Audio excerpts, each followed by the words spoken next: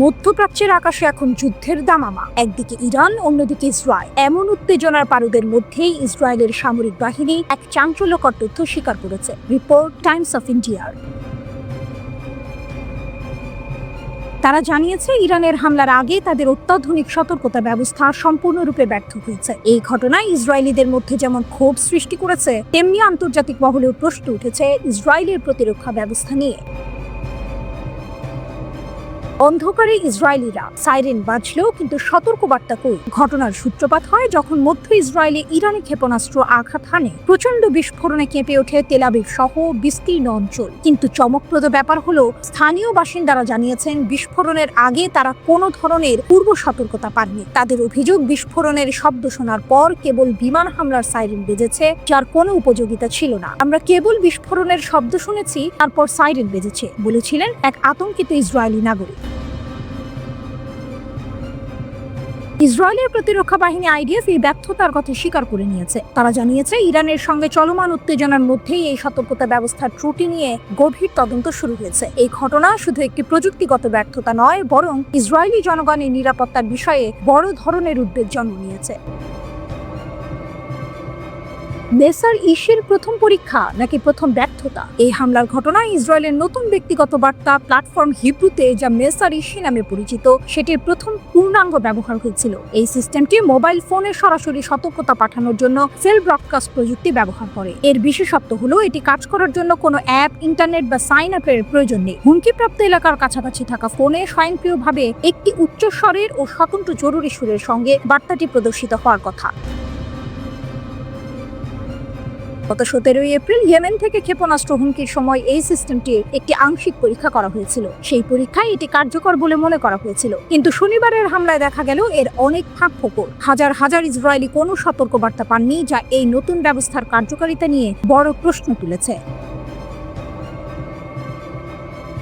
কেন ব্যর্থ হলো এই অত্যাধুনিক ব্যবস্থা? আইডিএফ এখন চুলচেরা বিশ্লেষণ করছে কেন এমনটা হলো। তারা খতিয়ে দেখছে, এটি কি শুধুই কোনো কারিগরি ত্রুটি, নাকি এর পেছনে মানবিক ভুল দায়ী। আরেকটি গুরুত্বপূর্ণ বিষয় যা তদন্ত করা হচ্ছে, তা হলো ব্যাপক রকেট হামলা কি সিস্টেমের ধারণ ক্ষমতাকে অতিরিক্ত চাপিয়ে দিয়েছে? অর্থাৎ একসঙ্গে এত বেশি বার্তা পাঠানোর চেষ্টা করায় সিস্টেম কি আর কাজ করতে পারেনি?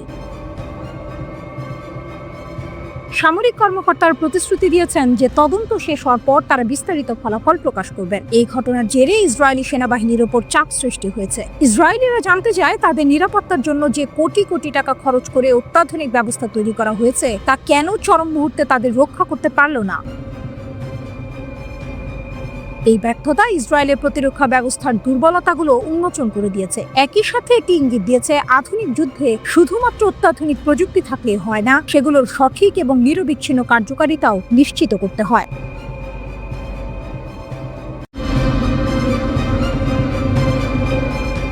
ইরানের সামরিক বাহিনী জানিয়েছে, তাদের আত্মঘাতী ড্রোনগুলো ইসরায়েলের দখলকৃত এলাকায় সফলভাবে আঘাত হেনেছে। ইরানের সেনাবাহিনী ঘোষণা করেছে, তাদের আরাস শ্রেণীর আত্মঘাতী ড্রোনগুলো দখলকৃত এলাকার আকাশসীমায় ঢুকে পড়ে এবং তাদের নির্দিষ্ট লক্ষ্যবস্তুগুলো সফলভাবে ধ্বংস করেছে। ইসরায়েলি সূত্র আরও জানিয়েছে, দুটি ইরানি ড্রোন দখলকৃত এলাকার মৃত সাগরের আকাশসীমায় প্রবেশ করে। এর ফলে ওই এলাকা এবং পশ্চিম তীরের ইহুদি বসতিগুলোতে অ্যালার্ম সাইরেন বেজে ওঠে।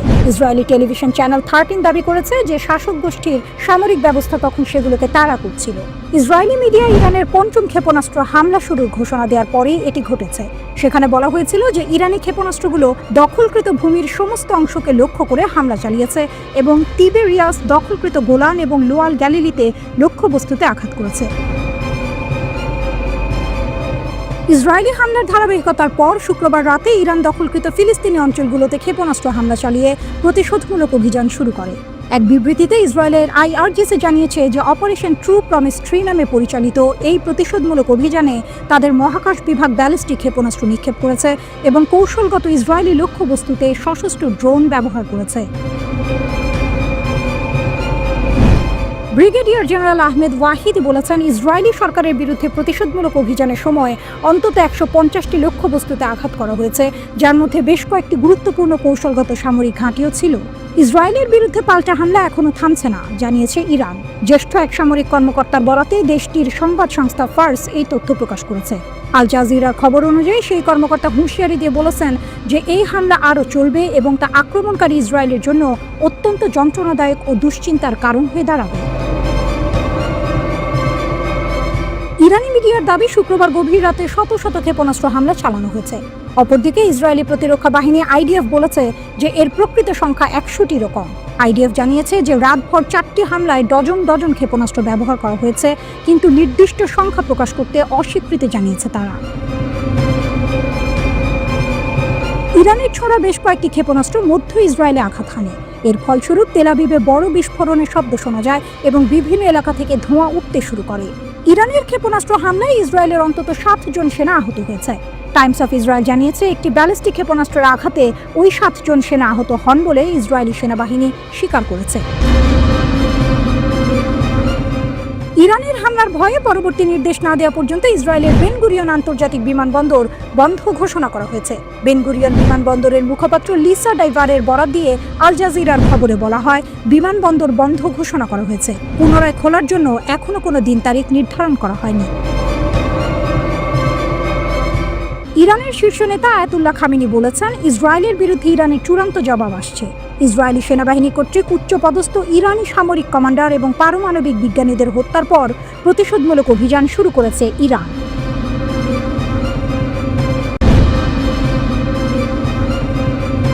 মধ্যপ্রাচ্যের দুই চিরশত্রু ইরান ও ইসরায়েল এখন সরাসরি সংঘাতে জড়িয়ে পড়ার পথে। 13 জুন ইসরায়েল ইরানের সামরিক ও পারমাণবিক স্থাপনাগুলিতে ব্যাপক হামলা চালিয়েছে। এর জবাবে ইরানও কঠোর হুঁশিয়ারি দিয়েছে। প্রশ্ন হলো, সামরিক সক্ষমতায় কে এগিয়ে? চলুন এই দুই দেশের শক্তি ও দুর্বলতাগুলো দেখে নেওয়া যাক। সৈন্য সংখ্যা, কে বেশি শক্তিশালী? সংখ্যায় ইরান অনেক এগিয়ে। যুক্তরাজ্য ভিত্তিক ইন্টারন্যাশনাল ইনস্টিটিউট ফর স্ট্র্যাটেজিক স্টাডিজের 2023 সালের প্রতিবেদন অনুযায়ী ইরানের সক্রিয় সৈন্য সংখ্যা 6,10,000। এর মধ্যে সেনাবাহিনীতে রয়েছে 3,50,000, আইআরজিসিতে 1,90,000, নৌবাহিনীতে 18,000, বিমান বাহিনীতে 37,000 এবং বিমান প্রতিরক্ষায় 15,000 সৈন্য। এছাড়া ইরানের রিজার্ভ বাহিনীর সদস্য সংখ্যা 3,50,000।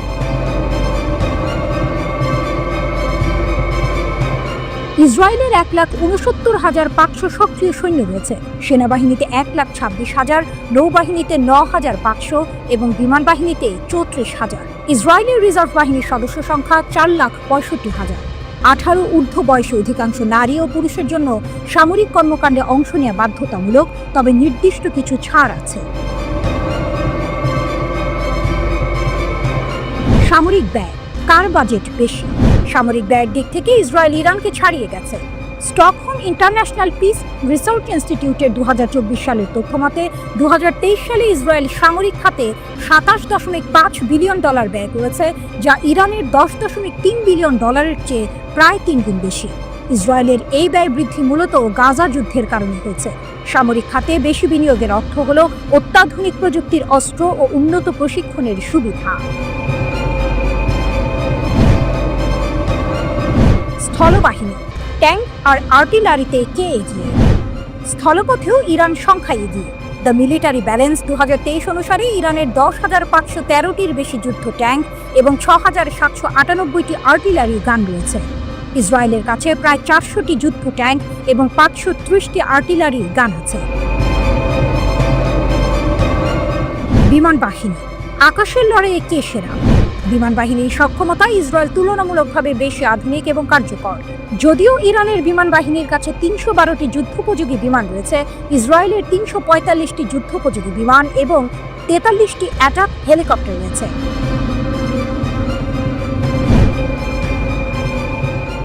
নৌবাহিনী, সমুদ্রের গভীরে কার শক্তি বেশি? নৌবাহিনীর দিক থেকে ইরানের হাতে বেশি সংখ্যক জাহাজ রয়েছে। তাদের 17টি ট্যাকটিক্যাল সাবমেরিন এবং 68টি উপকূলীয় টহল ও যুদ্ধ জাহাজ রয়েছে। অন্যদিকে ইসরায়েলের কাছে 5টি সাবমেরিন এবং 49টি উপকূলীয় টহল এবং যুদ্ধ জাহাজ রয়েছে। বিমান প্রতিরক্ষা ব্যবস্থা, আকাশ কতটা সুরক্ষিত? বিমান প্রতিরক্ষায় ইসরায়েল বিশ্ব জুড়ে পরিচিত। তাদের আয়রন ডোম স্বল্প পাল্লার ক্ষেপণাস্ত্র প্রতিরোধে অত্যন্ত কার্যকর। এছাড়া ডেভিড স্লিং এবং দ্য অ্যারো সিস্টেম দূরপাল্লার ক্ষেপণাস্ত্র প্রতিরোধে সক্ষম। ইরানেরও নিজস্ব বিমান প্রতিরক্ষা ব্যবস্থা রয়েছে, যেমন আজারাখস এবং রাশিয়া থেকে আনা S-200 এবং S-300 ব্যালিস্টিক ক্ষেপণাস্ত্র। কে কতদূর আঘাত হানতে পারে? ক্ষেপণাস্ত্র সক্ষমতায় দুই দেশই বেশ শক্তিশালী। ইরানের কাছে অন্তত 12 ধরনের স্বল্প ও মাঝারি পাল্লার ব্যালিস্টিক ক্ষেপণাস্ত্র রয়েছে, যার পাল্লা 150 কিলোমিটার থেকে 2000 কিলোমিটার পর্যন্ত। ইসরায়েলের কাছেও 4 ধরনের ব্যালিস্টিক ক্ষেপণাস্ত্র আছে, যার মধ্যে জেরিকো 3 এর পাল্লা 4800 থেকে 6500 কিলোমিটার পর্যন্ত। অর্থাৎ ইসরায়েল অনেক দূর পাল্লার ক্ষেপণাস্ত্র দিয়ে ইরানের ভেতরে আঘাত হানার ক্ষমতা রাখে। পারমাণবিক সক্ষমতা সবচেয়ে বড় পার্থক্য কোথায়? এটাই সম্ভবত সবচেয়ে বড় পার্থক্য। ধারণা করা হয় ইসরায়েলের কাছে প্রায় 90টি পারমাণবিক বোমা রয়েছে, যা তাদের মধ্যপ্রাচ্যের একমাত্র পারমাণবিক শক্তিধর দেশ হিসেবে প্রতিষ্ঠা করেছে। অন্যদিকে ইরানের কাছে পারমাণবিক অস্ত্র নেই বলে মনে করা হয়, যদিও তাদের একটি সমৃদ্ধ পারমাণবিক কর্মসূচি রয়েছে। ইরান সতর্ক করেছে যে তাদের অস্তিত্ব হুমকির মুখে পড়লে তারা পারমাণবিক নীতিমালা পরিবর্তন করতে পারে।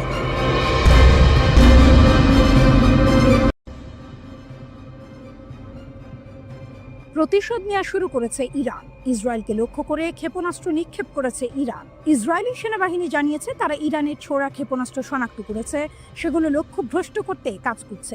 ইসরায়েলের জনগণকে সুরক্ষিত জায়গায় যাওয়ার নির্দেশনা দেওয়ার কথাও জানিয়েছে ইসরায়েলি সেনাবাহিনী। ইসরায়েলের তেল আবিব শহরে বিস্ফোরণের শব্দ শোনা গেছে বলে প্রত্যক্ষদর্শীরা রয়টার্সকে জানিয়েছেন। ইরানের সরকারি বার্তা সংস্থা জানিয়েছে ইরানের পক্ষ থেকে ইসরায়েলকে জবাব দেওয়া শুরু হয়েছে। ইসরায়েলকে লক্ষ্য করে কয়েকশো ব্যালিস্টিক ক্ষেপণাস্ত্র নিক্ষেপ করা হয়েছে। তেল আবিব ও জেরুজালেমে সাইরেনের শব্দ শোনা গেছে। তেল আবিবে আকাশে ধোঁয়ার কুণ্ডলী দেখা গেছে। ইসরায়েলের দুটি যুদ্ধ বিমান ভূপাতিত করা হয়েছে বলে দাবি করেছে ইরান। সেই সঙ্গে যুদ্ধ বিমানের একজন পাইলটকেও আটকের দাবি করেছে তেহরান। ইরানের রাষ্ট্রায়ত্ত সংবাদ মাধ্যম এই খবর প্রকাশ করেছে, তবে ইসরায়েলের পক্ষ থেকে এমন দাবি খারিজ করে দেওয়া হয়েছে। ইরানের উপর ইসরায়েলের হামলার পর অবশেষে মুখ খুলেছে রাশিয়া। মস্কো তাদের পুরনো বন্ধু ইরানের পাশে দাঁড়িয়েছে। ইসরায়েলের এই হামলার তীব্র নিন্দা জানিয়েছে রাশিয়া। তাদের মতে ইসরায়েল বিনা প্ররোচনায় এই হামলা চালিয়েছে, যা কোনোভাবেই মানা যায় না। রাশিয়ার কড়া বার্তা। রাশিয়া হুঁশিয়ারি দিয়েছে যে এই হামলা মধ্যপ্রাচ্যে বড় ধরনের অস্থিরতা তৈরি করতে পারে। রাশিয়ার পররাষ্ট্র মন্ত্রণালয় এই অঞ্চলের উত্তেজনা নিয়ে চরম উদ্বেগ প্রকাশ করেছে। ক্রেমলিন সরাসরি ইসরায়েলকে আন্তর্জাতিক আইন এবং জাতিসংঘের সনদ লঙ্ঘনের জন্য অভিযুক্ত করেছে। ক্রেমলিনের স্পষ্ট কথা, এটা পরিষ্কার যে ইসরায়েল জেনে শুনে উত্তেজনা বাড়ানোর সিদ্ধান্ত নিয়েছে। তারা আরও বলেছে জাতিসংঘের সনদ ভেঙে ইরানের উপর ইসরায়েলের এই হামলাকে রাশিয়া তীব্রভাবে নিন্দা জানায়। রাশিয়ার দাবি ইসরায়েলের এই পদক্ষেপ পুরো অঞ্চলকে এক বড় যুদ্ধের দিকে ঠেলে দিতে পারে। চীনের উদ্বেগ। শুধু রাশিয়া নয়, চীনও ইসরায়েলের হামলার নিন্দা জানিয়েছে। তাদের মতে এটি ইরানের সার্বভৌমত্বের উপর আঘাত। চীন জানিয়েছে ইরানের ওপর ইসরায়েলের হামলার দিকে চীন গভীরভাবে নজর রাখছে। এই পদক্ষেপের ভয়াবহ পরিণতি হতে পারে। চীন আরও বলেছে ইরানের সার্বভৌমত্ব, নিরাপত্তা এবং ভৌগোলিক অখণ্ডতার উপর যে কোনো আঘাতের আমরা বিরোধিতা করি। উত্তেজনা বাড়ায় এবং সংঘাত ছড়ায় এমন কোনো কাজকে আমরা সমর্থন করি না। চীনের মতে হঠাৎ করেই এই অঞ্চলে উত্তেজনা বেড়ে যাওয়া কারো জন্যই ভালো নয়। তারা সব পক্ষকে শান্তি ফেরাতে কাজ করার আহ্বান জানিয়েছে। পরিস্থিতি শান্ত করতে চীন একটি ইতিবাচক ভূমিকা পালন করতে প্রস্তুত। ন্যাটোর আহ্বান ও ইসরায়েলের যুক্তি। ন্যাটোর প্রধান মার্ক রুটো শুক্রবার মধ্যপ্রাচ্যে দ্রুত শান্তি ফেরানোর আহ্বান জানিয়েছেন। এই নিন্দা এসেছে ইসরায়েলের অপারেশন রাইজিং লায়ন শুরু করার পর। ইসরায়েল ইরানের পারমাণবিক ও সামরিক স্থাপনাগুলোতে হামলা চালিয়েছে এবং ইরানের কয়েকজন শীর্ষ জেনারেলকে হত্যা করেছে। তবে তেল আবিব এই হামলার কারণ হিসেবে বলেছে ইরানের পারমাণবিক হুমকি মোকাবিলায় এটি একটি প্রতিরোধমূলক হামলা ছিল।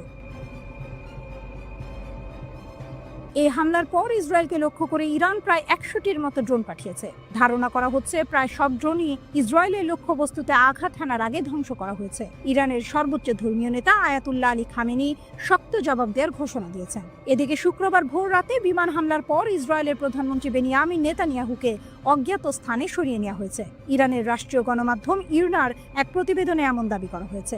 ইসরায়েলি গণমাধ্যমের বরাত দিয়ে ইরনার প্রতিবেদনে জানানো হয়েছে, তেহরানের বিরুদ্ধে হামলার পর ইসরায়েলের প্রধানমন্ত্রী বেনিয়ামিন নেতানিয়াহুকে অজ্ঞাত কোনো স্থানে সরিয়ে নেওয়া হয়েছে। ধারণা করা হচ্ছে সম্ভবত তাকে গ্রিসে নেওয়া হয়েছে।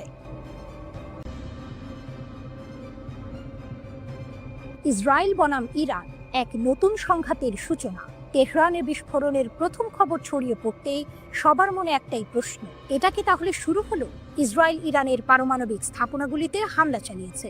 বছরের পর বছর ধরে চলা জল্পনা কল্পনার অবসান ঘটিয়ে ইসরায়েল প্রমাণ করে দিল তারা যে কোনো সময় ইরানের গভীরে আঘাত হানতে সক্ষম। আটলান্টিক কাউন্সিলের বিশ্লেষণ। অপ্রত্যাশিত হামলা, ইসরায়েলের মাস্টার স্ট্রোক। ইসরায়েলের এই হামলা ছিল সম্পূর্ণ অপ্রত্যাশিত। ট্রাম্পের ঘোষণা ছিল, আমি বলতে চাই না আক্রমণ আসন্ন। সবাই ভেবেছিল এই সপ্তাহান্তে ওমানে মার্কিন ইরান আলোচনা হবে, তার আগে ইসরায়েল কিছু করবে না। কিন্তু ইসরায়েল সেই ধারণাকে ভুল প্রমাণ করে দিল। এই হামলা প্রমাণ করে ইসরায়েল ইরানের পারমাণবিক কর্মসূচি নির্মূল করতে বদ্ধপরিকর। শুধু তাই নয়, তারা ইরানের পাল্টা আক্রমণের ক্ষমতাকেও দুর্বল করতে চেয়েছে। হামলার লক্ষ্যবস্তু ছিল অনেক, একাধিক পারমাণবিক স্থাপনা, সামরিক কেন্দ্র, এমনকি সিনিয়র IRGC কমান্ডার এবং পারমাণবিক বিজ্ঞানীরাও বাদ যাননি। ইসরায়েল এমন সময় হামলা চালিয়েছে যখন ইরানের পারমাণবিক অবকাঠামো খুব উন্নত বা সুরক্ষিত ছিল না।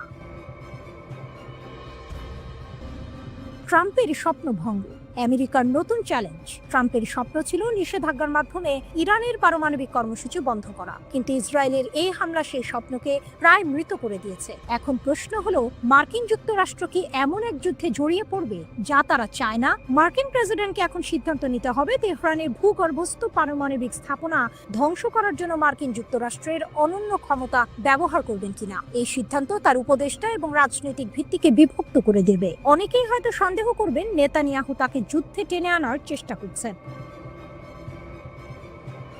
মার্কিন ইসরায়েল সম্পর্কে ফাটল।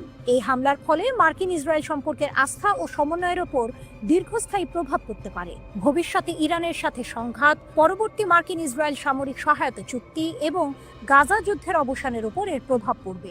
মার্কিন যুক্তরাষ্ট্র এমন একটি যুদ্ধে জড়াতে চায় না, কিন্তু ইসরায়েলের বিরুদ্ধে ইরানের সরাসরি প্রতিশোধের অর্থ হবে ওয়াশিংটনের অজড়িত থাকা অসম্ভব। ইসরায়েল তখন প্রতিশোধ এবং পাল্টা প্রতিশোধের এক চক্রে জড়িয়ে পড়বে, যার জন্য মার্কিন সামরিক সরবরাহ, গোয়েন্দা সহায়তা এবং কূটনৈতিক সহায়তা প্রয়োজন হবে।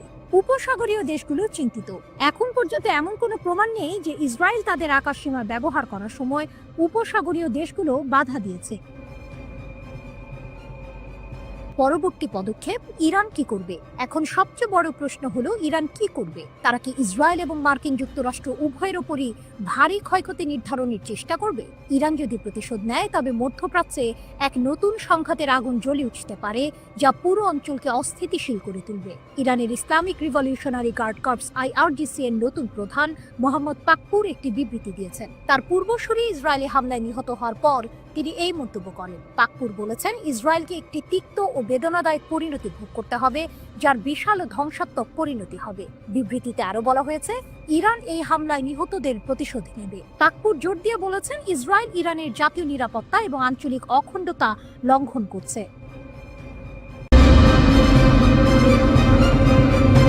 ইসরায়েলি হামলায় তেহরানের পারমাণবিক স্থাপনা ও সামরিক নেতাদের হত্যার পর ইরান কঠোর প্রতিশোধের অঙ্গীকার করেছে। তারা বলেছে, এই গল্পের শেষ ইরানের হাতে লেখা হবে। প্রতিশোধের প্রথম ধাপে ইসরায়েল জানিয়েছে, ইরান তাদের দিকে 100টি ড্রোন নিক্ষেপ করেছে। ইসরায়েল দাবি করেছে, ইসরায়েলের বিমান প্রতিরক্ষা ব্যবস্থা এই ড্রোনগুলিকে ইসরায়েলি ভূখণ্ডের বাইরেই প্রতিহত করেছে।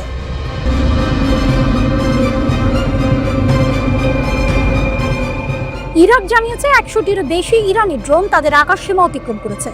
এর কিছুক্ষণ পরেই জর্ডান জানায়, তাদের বিমান বাহিনী ও প্রতিরক্ষা ব্যবস্থা বেশ কয়েকটি ক্ষেপণাস্ত্র ও ড্রোনকে তাদের আকাশসীমায় প্রবেশ করতে বাধা দিয়েছে, কারণ তাদের আশঙ্কা ছিল সেগুলো জর্ডানের ভূখণ্ডে আঘাত হানতে পারে। এই ঘটনা মধ্যপ্রাচ্যে নতুন করে উত্তেজনা বাড়িয়েছে। ইরানের হুমকি ও অভিযোগ। ইসরায়েলের হামলার প্রতিক্রিয়ায় ইরানের সর্বোচ্চ নেতা আয়াতুল্লাহ আলী খামেনি কঠোর শাস্তি দেওয়ার হুমকি দিয়েছেন। তিনি দাবি করেছেন, ইসরায়েল আবাসিক এলাকাগুলোকে লক্ষ্যবস্তু করেছে। ইরান সামরিক ও কূটনৈতিক উভয় ধরনের প্রতিক্রিয়ার প্রতিশ্রুতি দিয়েছে। আমেরিকার ভূমিকা ও ইরানের দৃষ্টিভঙ্গি। ইরান মধ্যপ্রাচ্য মার্কিন সামরিক স্থাপনাগুলিতে আক্রমণ করবে কিনা তা এখনো স্পষ্ট নয়। তবে ইরানের নেতারা সম্ভবত মনে করছেন ট্রাম্প প্রশাসন শুধু এই হামলার বিষয়ে আগে থেকে অবগতই ছিল না, বরং গোপনে এর সমর্থন করেছিল। আমেরিকা এই হামলায় জড়িত থাকার কথা অস্বীকার করেছে, কিন্তু তেহরান ইঙ্গিত দিয়েছে যে এই হামলাটি সম্পূর্ণভাবে মার্কিন যুক্তরাষ্ট্রের সাথে সমন্বিত ছিল এবং ইসরায়েলি বিমান বাহিনী সম্পূর্ণরূপে মার্কিন সরবরাহের উপর নির্ভরশীল।